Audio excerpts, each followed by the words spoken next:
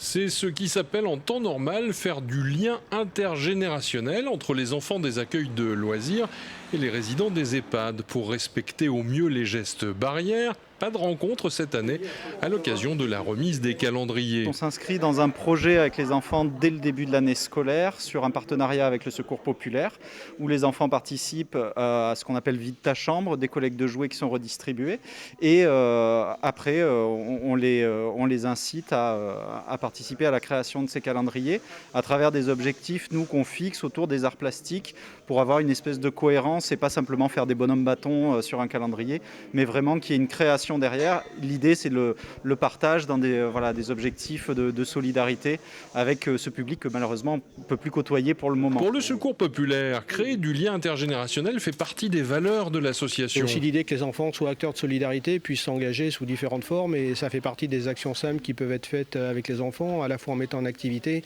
mais aussi en sensibilisant à ce que sont les situations des aînés, des personnes en situation de handicap ou autres. Et voilà, il me semble que c'est important pour une association d'éducation populaire d'être aussi dans cette démarche éducative et de mobilisation des enfants sur la solidarité. Ici, à Marcel-Fort, le calendrier est un véritable repère utilisé par les résidents et les équipes. Ceux qui peuvent le regarder, qui sont en mesure, et puis nous, ça nous permet aussi de leur rappeler, de leur dire quel jour on est, ça permet un pointage, un repère dans le temps, oui, tout à fait. Et ça, c'est très très important, et dans le temps et dans la saison également. Reste à espérer qu'en 2023, la remise des travaux des enfants puisse être faite en direct.